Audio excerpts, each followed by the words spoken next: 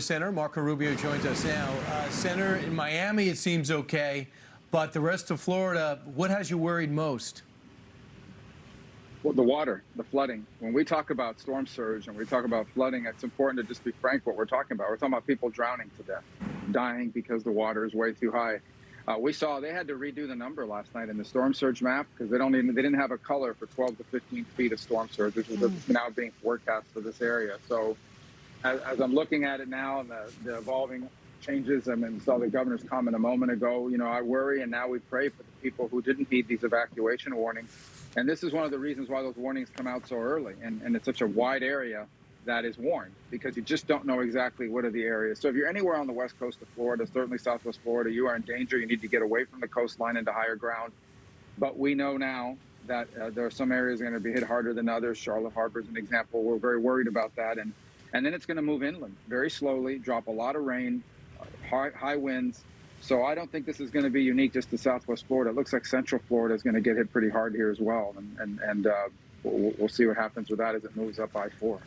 Senator, I know some people in Tampa, when we thought it was going to hit Tampa, were trying to decide, talking with their families, shutting down their businesses. Should we leave? Should we hunker down? Should we leave? Most of them, I think, decided to leave. But now we know it's not going to hit the Tampa area as hard as it's hitting the Fort Myers area or Sarasota area.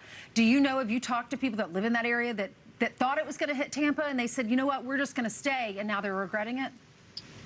No, generally in the Tampa area, all the businesses near the water there are closed. There's a couple hospitals there that are close to the coastline, so you worry about that and how they've handled the evacuation and how they're going to be able to get people in there to rescue people if it actually goes through there. But look, Tampa Bay is not out of the woods. Now, it's not going to get the worst of it. It's not going to get 15-foot storm surge or 10-foot storm surge, but there is going to be storm surge. There are going to be high winds.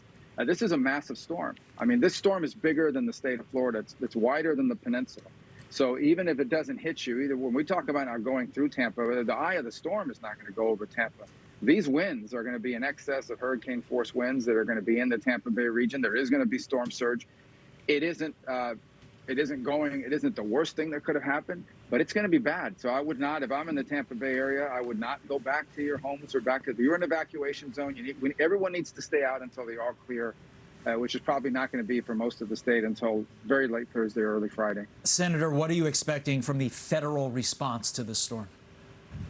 Well, the federal response is to back up the state. The primary responder is the State Emergency Operations Center. I spoke to the governor last night again. They sound like they're in ready to go shape, and I believe them because Florida is very good at doing this. The federal response is to provide the state whatever the state needs or might need. And so far, from what I have heard and deduced, I'll talk to the FEMA director later today, no Florida request has gone unfulfilled. So whatever Florida's asked for, it's either they have it or it's been pre-positioned. And now it's just kind of a wait and see of where it's needed. I do think that the individual assistance that FEMA provides for people, not for the state, that process is one that we're trying to get people ready for. There will be people damaged. There will be people left outside their homes. We put up a graphic yesterday. We put it on social media and sent it around to the local stations about the kinds of documentations people need to have nearby, because that's what they're going to need when they apply for individual assistance if they need it after the storm passes. All right, Senator, thank you so much for coming on. We're praying for y'all's state and for all the good people down there. Thanks for coming on this morning. Thank you very much. You're welcome. He mentioned the hospitals. I know they've evacuated